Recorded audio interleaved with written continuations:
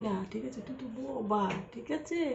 তুই যা যা কবে তুই খালি হাইসে হাইসে উড়াই দিবি, ঠিক আছে? চ। হ্যাঁ হ্যাঁ হ্যাঁ, আমার ছেলে তো অন্ধ। বাবা, বুঝতে দিবি না তুই অন্ধ, তুই ওর ঘাড়ে হাত দিয়ে হাঁটবি, বুঝছিস? ঠিক আছে, যা এটা কথা কর, ঘাড়ে হাত দিয়ে দিয়ে যাবি। তুই কথা দিবি শুরু।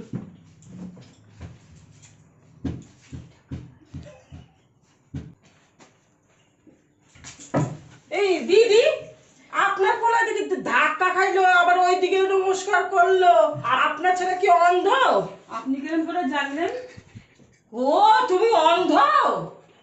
আপনি জাইনা শুনে কাজটা করলেন কি করে দিদি? ঠকাইতে পারলেন দিদি?